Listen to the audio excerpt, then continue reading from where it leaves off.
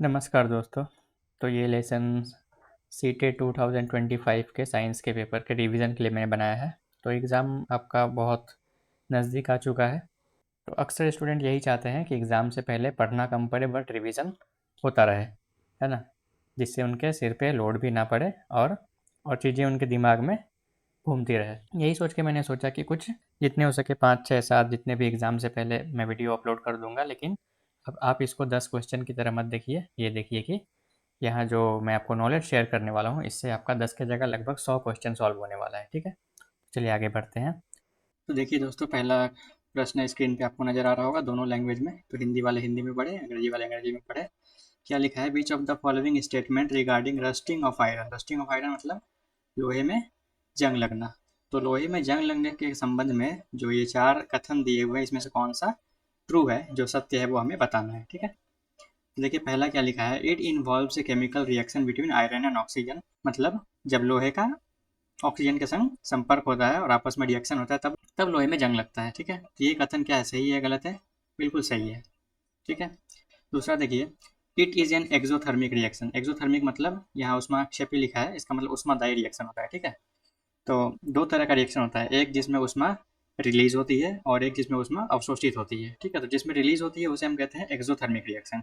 याद रखिए, किसी भी मेटल का, कोई भी मेटल हो, अगर उसका ऑक्सीजन के संग रिएक्शन होगा तो इसको कहते हैं कि ये मेटल ऑक्सीजन में जल रहा है। तो आप बताइए, जब किसी चीज़ को जलाते हैं तो उसमें रिलीज होती है या फिर अवशोषित होती है? रिलीज होती है ना। ये एक्सोथर्मिक होगा। ठीक है?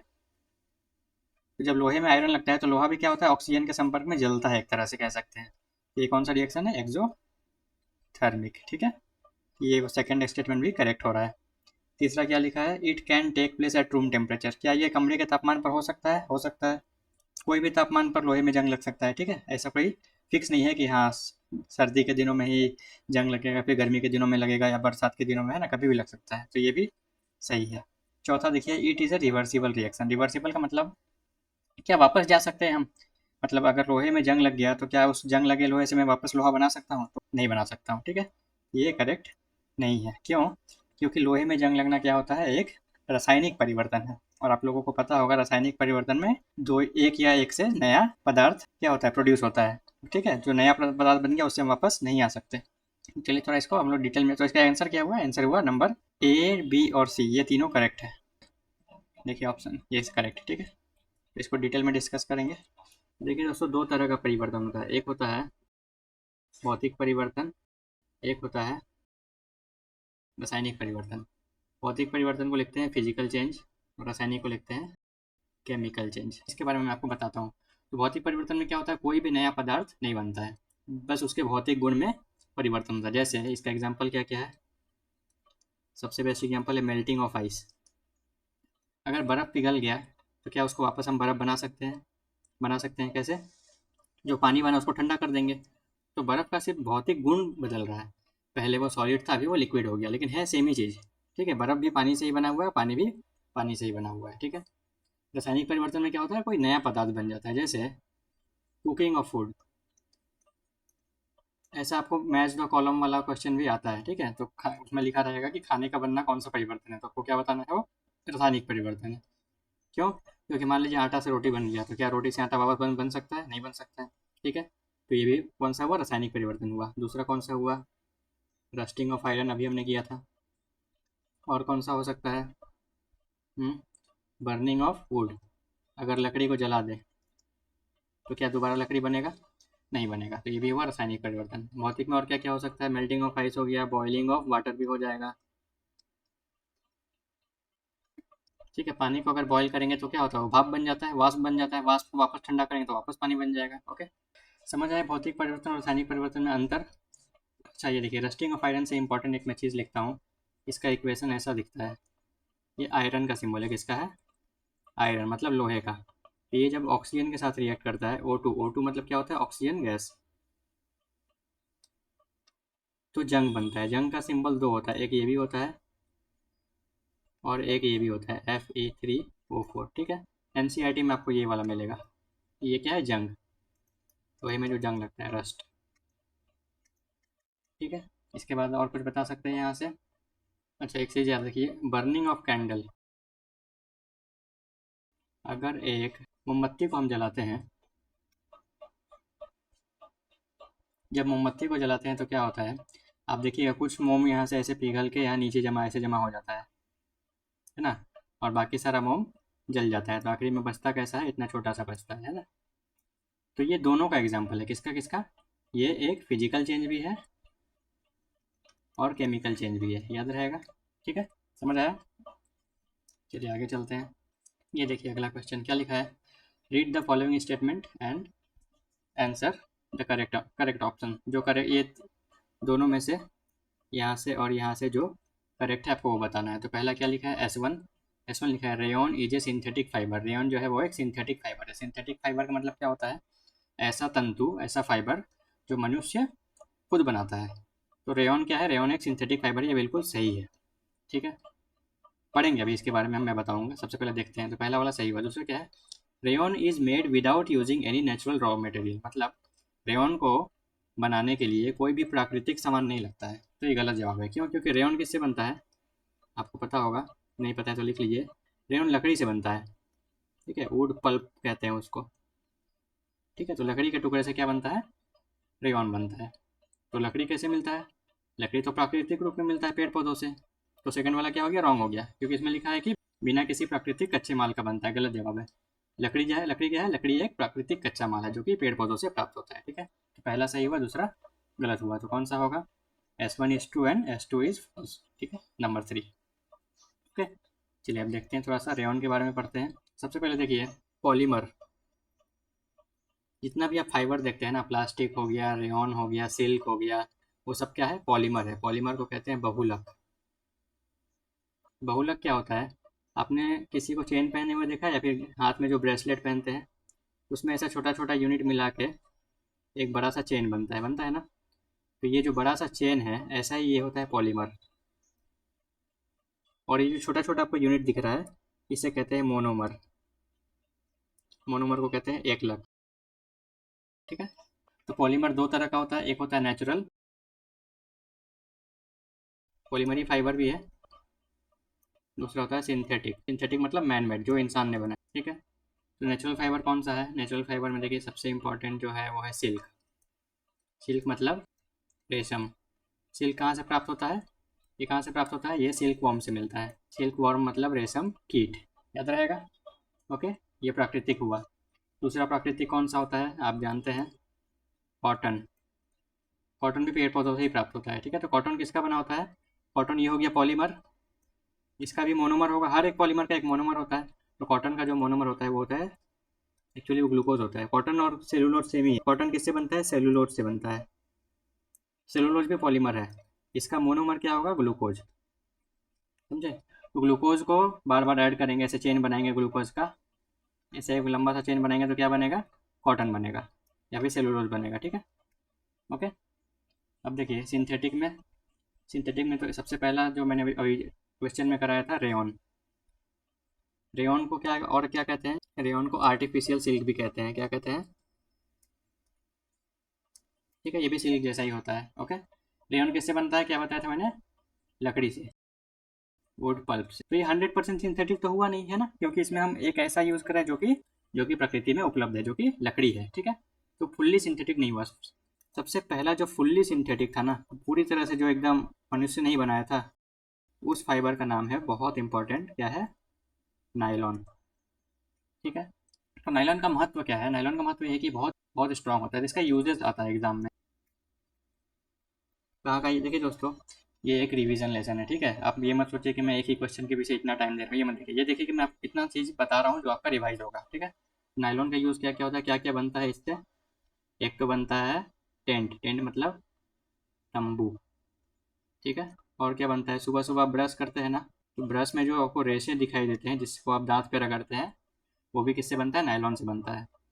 और रस्सी भी बनता है।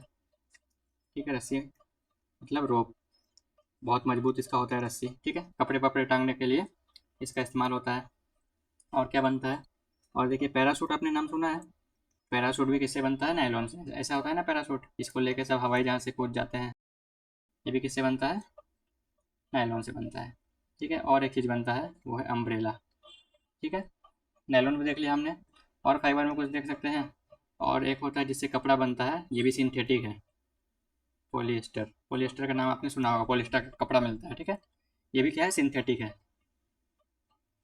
इसका क्या खासियत है, इसके जो कपड़े होते हैं उसमें झुर्रियाँ नहीं पड़ती है, मतलब रिंकल्स नहीं आते हैं, ठीक है। लेकिन कॉटन का जो कपड़ा होता है बहुत जल्दी वो उसमें रिंकल आ जाता है ना, बार बार आयरन करना पड़ता है, ओके।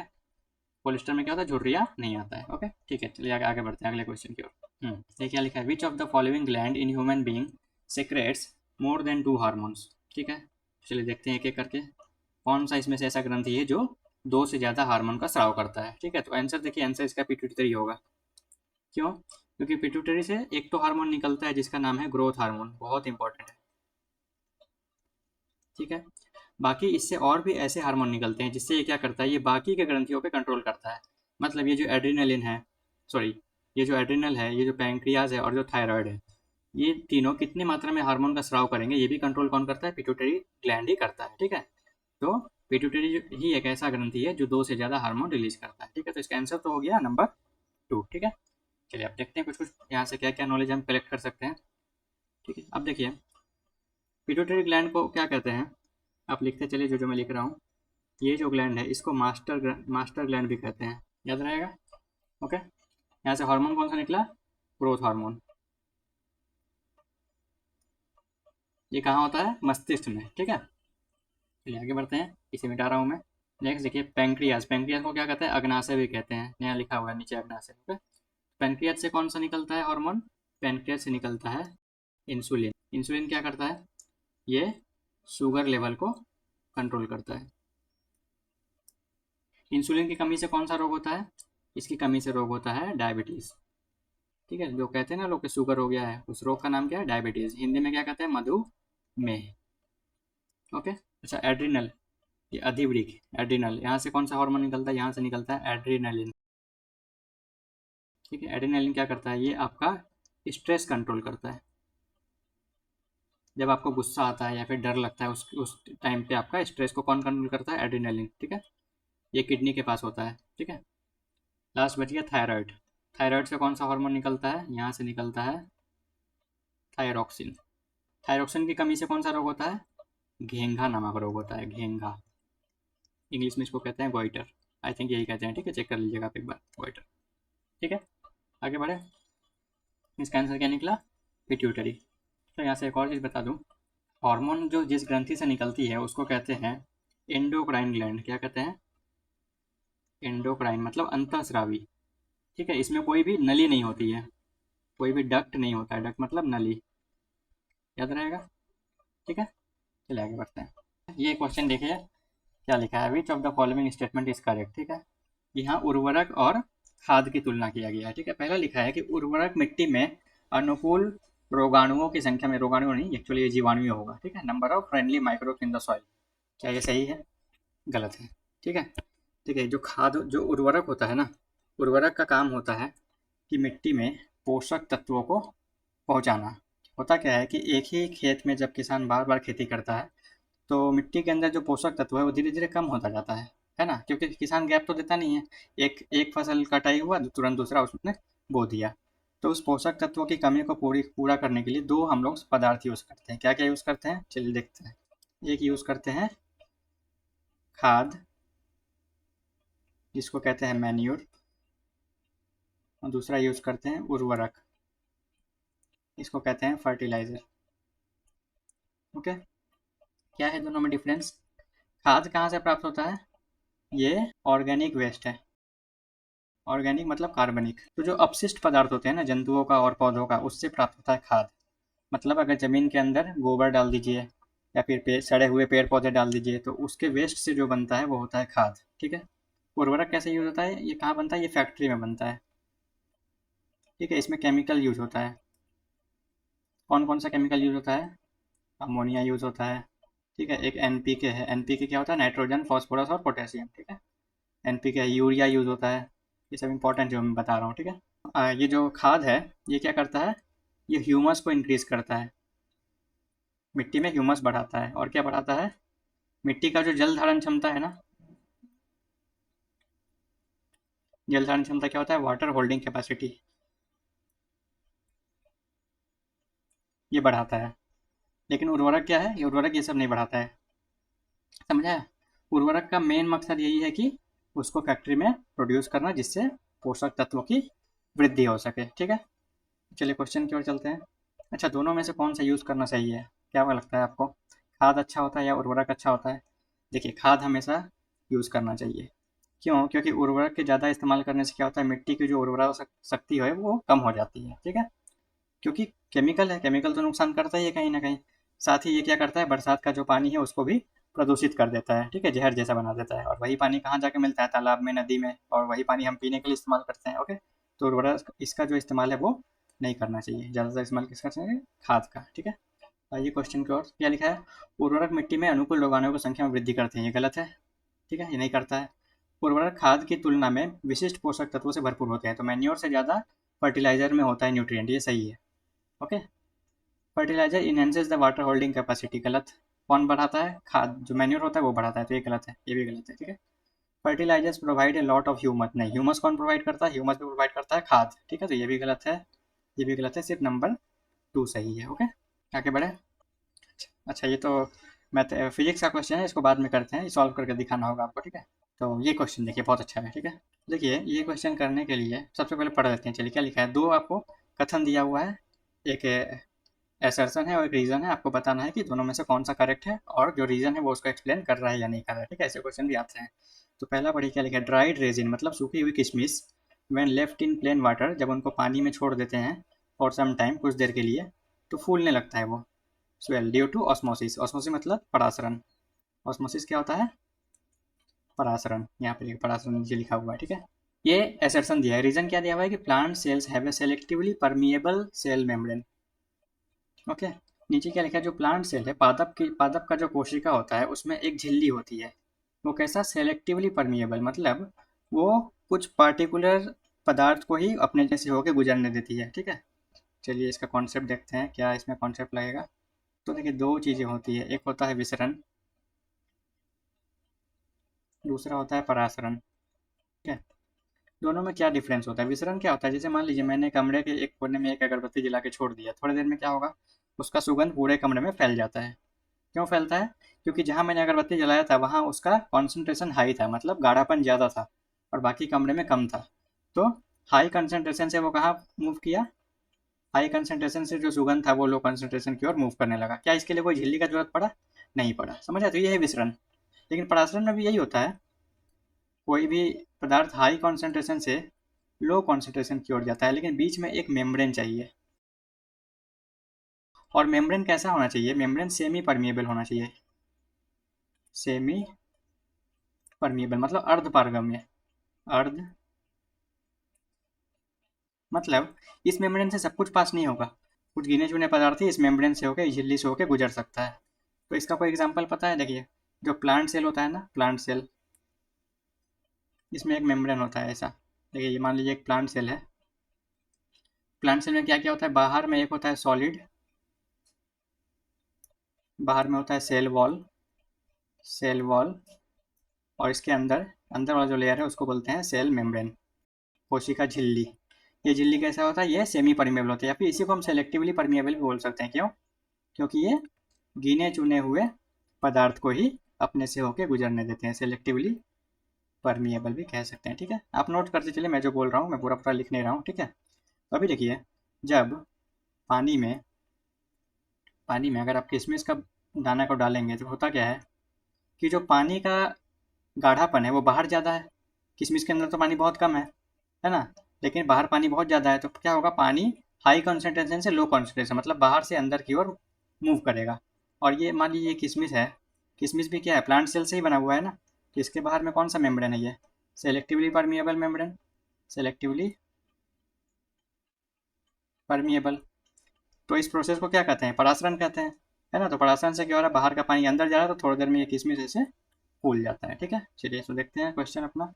तो देखिए, पहला सही है कि सूखी किशमिश को अगर पानी में छोड़ दे तो वो फूल जाता है, सूज जाता है, तो ये तो सही है। दूसरा, पादप कोशिका में एक चुनिंदा पारगम्य कोशिका झिल्ली होती है, भी सही है, और इसी कारण हो रहा है ना, परासरण क्यों होता है, चुनिंदा पारगम्य कोशिका झिल्ली इसी से होके हो रहा है ना।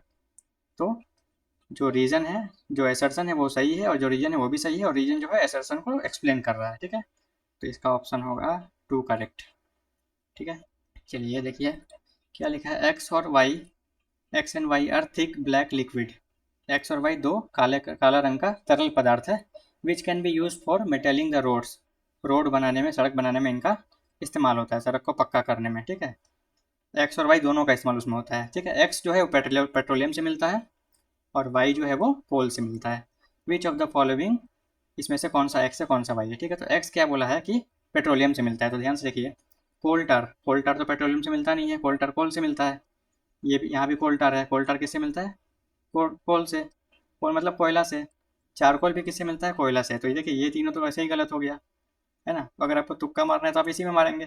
ठीक है, तो करेक्ट कौन सा हुआ, बिटुमेन कोल्टार। देखिए बिटुमेन किससे मिलता है, पेट्रोलियम से मिलता है, और कोल्टार किससे मिलता है, कोयला से मिलता है, और दोनों का इस्तेमाल होता है रोड बनाने में। ठीक है, चलिए भैया डिस्कस करेंगे हम। तो देखिए सबसे पहले कोल मतलब कोयला, पेट्रोलियम और नेचुरल गैस, ये सारे क्या है, ये सारे हैं जीवाश्म ईंधन। इसको कहते हैं फॉसिल फ्यूल्स। जीवाश्म ईंधन क्या होता है, एक ना एक दिन ये खत्म हो जाएगा। ठीक है, आज है, हो सकता है 50 साल 100 साल बाद ना रहे। ठीक है, चलिए अब आगे देखते हैं। तो पेट्रोलियम से क्या, तो कोल से सबसे पहले देखते हैं क्या क्या मिलता है। ओके, कोल से मिलता है 3 चीज़। एक होता है कोल टार, जिसको अलकतरा भी कहते हैं। दूसरा मिलता है कोल गैस। ठीक है, और तीसरा मिलता है कोक। ठीक है, कोक भी किस में यूज़ होता है, ये भी फ्यूल है। कोल गैस भी फ्यूल है। फ्यूल मतलब ईंधन, जलाने का काम आता है। कोल टार से क्या होता है, इससे रोड बनता है। अलकतरा आप देखते होंगे, रोड के ऊपर अलकतरा बिछाते हैं काला कलर का। ठीक है, पेट्रोलियम से बहुत कुछ मिलता है। ठीक है, पेट्रोलियम से क्या क्या मिलता है, एक तो मिलता है जो क्वेश्चन में दिया होता है, बिटुमिन। ठीक है, ये भी काला रंग का लिक्विड होता है, इससे भी क्या होता है, रोड बनता है। इससे भी क्या होता है, रोड बनाते हैं। और पेट्रोलियम से क्या मिलता है, पेट्रोलियम से पैराफिन वैक्स मिलता है, मोम। और क्या मिलता है, केरोसिन मिलता है, पेट्रोल मिलता है, एलपीजी मिलता है। एलपीजी क्या होता है, लिक्विफाइड पेट्रोलियम गैस, लिख लीजिए LPG, liquefied petroleum gas. LPG का हम लोग घर में सिलेंडर यूज़ करते हैं। ठीक है, जिससे खाना बनता है। और भी पेट्रोल से बहुत कुछ बनता है, बहुत कुछ। ठीक है, जैसे कि आपका कॉस्मेटिक्स वगैरह भी इससे बनता है। ठीक है, और नेचुरल गैस, नेचुरल गैस तो देखे होंगे, सीएनजी कंप्रेस्ड नेचुरल गैस। कहाँ यूज़ होता है आजकल, ये गाड़ी में है ना, व्हीकल में यूज़ होता है ये। सीएनजी का ऑटो चलता है, सीएनजी का आजकल बस चल रहा है ना। ठीक है, तो समझ आया, थोड़ा मैंने रिवीजन करवा दिया। अच्छा, और एक चीज़ देख लीजिए, कोल टार जो अलकतरा है, इससे भी बहुत कुछ बनता है। इससे पेंट बनता है, एक्सप्लोजिव बनता है, एक्सप्लोजिव मतलब विस्फोटक। परफ्यूम बनता है, नेपथलीन बनता है। नेपथलीन देखा है आपने, नेपथलीन का गोली कितना अच्छा इसका स्मेल होता है ना, कुछ लोगों को अच्छा लगता है ये। नेपथलीन बनता है, बहुत कुछ बनता है। कोल्टर कहाँ से मिलता है, ये कोल से, मतलब कोयला से मिलता है, याद रहेगा। इसी को अलकतरा भी कहते हैं, और इससे रोड भी बनता है। इसी से क्या होता है, रोड भी, मेटलिंग ऑफ रोड भी बनता है। ठीक है, देखिए एक्स और वाई, एक्स किससे मिलना चाहिए, पेट्रोलियम से, तो बिटुमिन मिलता है पेट्रोलियम से, और कोल्टर मिलता है कोयला से, दोनों से रोड बनता है। तो ऑप्शन नंबर 2 इसका करेक्ट होगा। ठीक है, ये करेक्ट होगा, ग्रीन नहीं किया मैंने। अच्छा, ये देखिए क्या लिखा है, विच of the following statement is true. पहला है ऑल मेटल्स आर सॉलिड। तो क्या सारे के सारे धातु सॉलिड होते हैं, नहीं, कुछ कुछ ऐसे भी धातु है जो लिक्विड होते हैं। ठीक है, डिस्कस करेंगे अभी। तो पहला गलत है। दूसरा देखिए, ऑल मेटल्स आर हार्ड। क्या सारे के सारे जो धातु है वो हार्ड होते हैं, सख्त होते हैं, गलत जवाब। कुछ मेटल सॉफ्ट भी होते हैं, वो भी डिस्कस करूंगा। ठीक है, all non metals are gases, गलत। कुछ कुछ नॉन मेटल होता है सॉलिड, जैसे कि कार्बन। ठीक है, कार्बन से ही क्या बनता है, डायमंड। डायमंड भी क्या है, कार्बन ही है। तो डायमंड बताइए, गैस गैस है या फिर सॉलिड है, सॉलिड है। ठीक, तीसरा भी गलत हुआ। चौथा क्या लिखा है, all non metals are non ductile, ये सही है। किसी भी नॉन मेटल को हम लोग, डक्टाइल का मतलब क्या होता है, तो डक्टाइल का मतलब वो होता है जिससे हम तार बना सकते हैं। तार किसका बनता है, मेटल का ही बनता है, नॉन मेटल का भी तार नहीं बन सकता। ठीक है, क्योंकि वो नॉन डक्टाइल होते हैं। ठीक है, नॉन डक्टाइल मतलब उनसे तार नहीं बनाया जा सकता। ओके, तो चौथा जो है वो सही है। सिर्फ कौन सा फॉलो करेगा, 4 वाला। ठीक है, अब चलिए देखते हैं कुछ कुछ मेटल। एक ऐसा मेटल बताइए जो कि लिक्विड हो, लिक्विड मेटल कौन सा होता है? लिक्विड मेटल होता है मरकरी। मरकरी मतलब पारा। सुना है आपने? पारा कहाँ इस्तेमाल होता है? पारा इस्तेमाल होता है थर्मोमीटर में। थर्मोमीटर में जो आपको चांदी के जैसा दिखता है ना सामने उसका बल्ब, वो पारा का होता है। और कहाँ यूज़ होता है ये? बैरोमीटर में। बैरोमीटर से क्या मापते हैं? वायु दाब। थर्मोमीटर से क्या मापते हैं? तापमान। ठीक है। पारा एक ऐसा मेटल है जो कि लिक्विड है। ठीक है। Soft metal. अभी तक हम लोग यही सोच रहे हैं कि सारा मेटल हार्ड होता है, लेकिन एक मेटल सॉफ्ट भी होता है, और भी होता है। सॉफ्ट मेटल कौन सा होता है? सोडियम। ठीक है, ये सॉफ्ट होता है। सोडियम का सिंबल होता है Na, ऐसा। ये इतना सॉफ्ट होता है कि इसको हम चाकू से भी काट सकते हैं। ठीक है। इसके बाद देखिए, सबसे हल्का मेटल कौन सा होता है? लाइटेस्ट मेटल ये होता है लिथियम। ठीक है, जो जो मैं बता रहा हूँ लिखते चलिए। लिथियम। ठीक है। सबसे भारी मेटल कौन सा होता है? सबसे भारी धातु ये होता है यूरेनियम। ओके। अच्छा, सबसे ज़्यादा रिएक्टिव मेटल कौन सा होता है, मतलब सबसे ज़्यादा क्रियाशील कौन सा होता है? पोटेशियम। याद रखिए, पोटेशियम का सिंबल होता है के। और सबसे कम रिएक्टिव कौन सा होता है? ये होता है प्लेटिनम, Pt। ठीक है, प्लेटिनम महंगा भी बहुत होता है। ठीक है, प्लेटिनम का जो गहने होते हैं वो महंगे होते हैं, ऐसा रहेगा। सोना से भी महंगा होता है। ठीक है। ये मेटल देख लिया, कुछ नॉन मेटल भी देख लेते हैं। नॉन मेटल्स क्या क्या हो सकता है? नॉन मेटल सॉलिड भी होता है, लिक्विड भी होता है, और गैस भी होता है। गैस में तो सारा आ जाएगा, ऑक्सीजन हो गया, नाइट्रोजन हो गया, हाइड्रोजन हो गया, ये सारा का सारा नॉन मेटल है। लिक्विड में कौन कौन सा नॉन मेटल होता है बताइए? ब्रोमीन होता है। ठीक है। सॉलिड में कौन कौन सा होता है? आयोडीन होता है, कार्बन होता है, बहुत सारा है। सिलिकॉन होता है, सल्फर होता है, बहुत सारा। ठीक है, तो कंक्लूजन क्या निकला कि नॉन मेटल कुछ भी हो सकता है, लिक्विड भी हो सकता है, गैस भी हो सकता है, सॉलिड भी हो सकता है। ठीक है। यहाँ पे क्या लिखा था? All non metals are gases, इसीलिए ये रॉन्ग है। ठीक है, आगे बढ़े। अच्छा, ये देखिए, which of the following gases are responsible for acid rain. तो देखिए, यहाँ पे 5 गैसेज दिए हुए हैं, तो इसमें से कौन सा ऐसा गैस है जिससे एसिड रेन होता है? तो ध्यान से देखिए, आखिरी का दो, सल्फर डाइऑक्साइड, ये दोनों क्या होते हैं? प्रदूषण करने वाले गैस है। ओके। सल्फर डाइऑक्साइड जो है, ये जब पानी में इसके साथ मिलता है ना, तो एक एसिड बन जाता है। कौन सा बनता है? Sulphuric acid. और जो नाइट्रिक ऑक्साइड है, ये जब वाटर के साथ मिलेगा, ये बन जाता है नाइट्रिक एसिड। ठीक है। यही दोनों जो है, सल्फर डाइऑक्साइड और नाइट्रिक ऑक्साइड, वर्षा का जल के साथ मिलकर क्या बनाते हैं? Acid rain. ठीक है, तो इसका आंसर कौन सा होगा? डी और ई। डी और ई। ठीक है। चलिए, तो यहाँ से कुछ कुछ सीखते हैं हम लोग।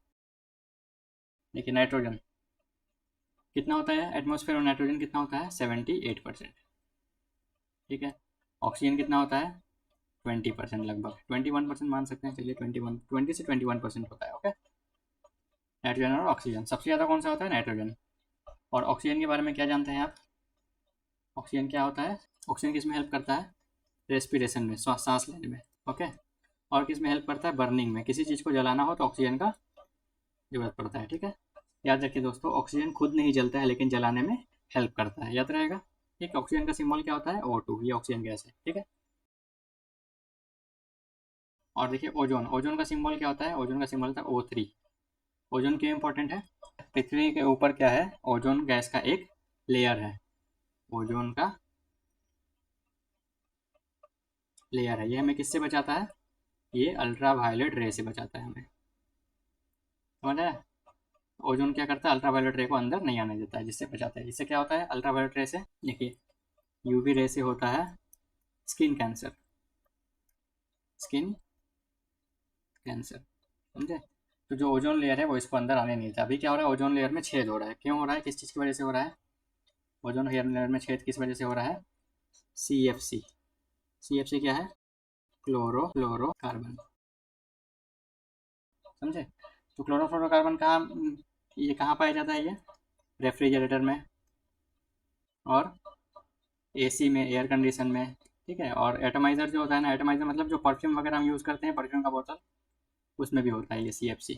तो CFC से क्या हो रहा है? ओजोन लेयर में छेद हो रहा है, धीरे धीरे वो छेद बड़ा हो रहा है। ओके। तो इसका आंसर क्या था? डी और E। ठीक है। चलिए ऊपर का जो 2 क्वेश्चन न्यूमेरिकल वाला था वो करते हैं। देखिए दोस्तों, ये क्वेश्चन क्या लिखा है, the difference between maximum and minimum resistance that can be obtained by connecting 3 resistances of 1/3 ohm each is. ठीक है, तो 3 रेजिस्टेंस है, तीनों का वैल्यू कितना है 1/3 ओम। अब क्या करना है, इसको ऐसे कनेक्ट करना है कि एक बार हमें मैक्सिमम रेजिस्टेंस मिले और एक बार मिनिमम रेजिस्टेंस मिले। ठीक है, तो चलिए करके देखते हैं, इसका कॉन्सेप्ट देखते हैं। तो देखिए, अगर आपके पास 3 रेजिस्टेंस है और आपको मैक्सिमम चाहिए, तो क्या करेंगे, तीनों को सीरीज में जोड़ते हैं। ठीक है, और अगर आपको मिनिमम चाहिए तो तीनों को पैरेलल में जोड़ते हैं। पैरेलल में कैसे जोड़ते हैं, तीनों का एक सिरा को एक तरफ जोड़ते हैं और तीनों का दूसरा सिरा को एक तरफ जोड़ते हैं। ओके, ये हो गया पैरेलल में। अब ध्यान से देखिए, यहाँ पे शॉर्टकट क्या लगेगा। देखिए, अगर सीरीज में लगा रहे हैं और तीनों का तीनों सेम है, तीनों आर है, तो टोटल रेजिस्टेंस मिलेगा 3 इंटू आर, 3 से गुना कर देंगे। और अगर पैरेलल में है और तीनों सेम है तो टोटल क्या मिलेगा, 3 से डिवाइड कर देंगे R/3। समझ आया, तो यही लगाएंगे। देखिए, तीनों का वैल्यू कितना था, तीनों जब सीरीज में लगाए थे तीनों 1/3 था ना, तो मैक्सिमम जो मिलेगा वो कितना मिलेगा, क्या करते हैं 3 से मल्टीप्लाई करेंगे इसको, तो 1 ओम मिला है ना, ये 3 और 3 कट गया, ये मैक्सिमम आ गया। और मिनिमम में क्या करेंगे, पैरेलल में लगाएंगे। पैरेलल में लगाने में क्या करना पड़ता है, डिवाइड करना पड़ता है, तो 1/3 को 3 से डिवाइड देंगे, ये मिलेगा 1/9। ठीक है, कैसे मिला 1/9, ये तो मैथमेटिक्स है। 1/3 डिवाइड को मल्टीप्लाई करेंगे तो ये भी उलट जाएगा 1/3। ठीक है, तो क्या गया 1/9। अब दोनों का डिफरेंस निकालने बोला था, डिफरेंस कैसे निकालेंगे, 1 माइनस 1/9, ये हो जाएगा 8/9। ठीक है, ये मैथमेटिक्स है, 8/9। ठीक है, डायरेक्ट भी कर सकते थे, कैसे करते हैं, इसको इससे मल्टीप्लाई कीजिए, जो आएगा उसमें से ये माइनस कर दीजिए, तो 9 1 सा 9, 9 में से बन गया 8, 8/9। ठीक है, तो कौन सा करेक्ट हुआ, ऑप्शन नंबर 3। ठीक है, चलिए आखिरी क्वेश्चन देखिए आज का। ये क्या लिखा है, a body has a linear momentum of P, मतलब संवेग, संवेग का मान है पी और मास कितना दिया हुआ है उसका, द्रव्यमान एम दिया हुआ है। अब बोला है काइनेटिक एनर्जी क्या होगा। ठीक है, और ऑप्शन में ये 4 दिया हुआ है। तो देखिए, ये चारों ऑप्शन में क्या है, सिर्फ पी है और एम है, तो मुझे काइनेटिक एनर्जी को पी और एम के टर्म में निकालना है। तो एक तो फॉर्मूला ही होता है, आप याद करिए, के इक्वल टू होता है P²/2m, याद रहेगा। तो यहाँ से ऑप्शन कौन सा हुआ, ऑप्शन नंबर 4 करेक्ट हुआ। ओके, अब देखते हैं ये आया कैसे है। ठीक है, चलिए, तो देखिए काइनेटिक एनर्जी ये होता है हाफ mv²। ठीक है, m क्या हुआ, मास, v हुआ वेलोसिटी, और संवेग क्या होता है, p इक्वल्स टू होता है मास इंटू वेलोसिटी। अभी मुझे क्या करना है, काइनेटिक एनर्जी निकालना है किसके टर्म में, m और p के टर्म में, तो मुझे v को हटाना पड़ेगा। तो यहाँ से v निकालेंगे, अगर v इक्वल टू, देखिए ध्यान से देखिए, m इंटू वी करने से p आ रहा है, जब यहाँ से v निकालेंगे तो m नीचे जाएगा ना, p हो जाएगा p/m। अब इस v का वैल्यू को यहाँ पे हम पुट करेंगे, तो काइनेटिक एनर्जी को मैं k लिख रहा हूँ, k इक्वल्स टू हो जाएगा half m into v², v मतलब p/m²। ठीक है, ब्रैकेट हटाएंगे तो ऊपर भी स्क्वायर होगा, नीचे भी स्क्वायर हो जाएगा, ये हो गया हाफ m p²/m²। अब ये एक m और ये एक m कट गया, तो बचा क्या, ऊपर बचा p², नीचे बचा 2m। समझ आया, k इक्वल टू p²/2m कहाँ से आया। ठीक है, यहाँ से और कुछ जानना है तो ये जान लीजिए कि पोटेंशियल एनर्जी PE ये होता है mgh। कहाँ होता है पोटेंशियल एनर्जी, देखा है आपने कहीं, ठीक है, शहर के बाहर एक बड़ी सी टंकी होती है ना, जिससे पूरे शहर में पानी जाता है, पंचायत में, जिसके ऊपर बैठ के सचिव जी चाय पीते थे, है ना। इस टंकी में जो पानी होता है उसमें क्या होता है, पोटेंशियल एनर्जी होता है। जैसे ही यहाँ से पानी छोड़ते हैं तो ये पी किस में कन्वर्ट होता है, ये काइनेटिक एनर्जी में कन्वर्ट हो जाता है, और ऐसे करके सारे घर में, ऐसे जो भी बिल्डिंग है सब में पानी पहुँच जाता है। ठीक है, याद रहेगा। ओके, तो आज का सेशन यहीं ख़त्म करते हैं। अगर आपको अच्छा लगा हो कंटेंट तो प्लीज़ लाइक, शेयर और सब्सक्राइब कर दीजिएगा चैनल को।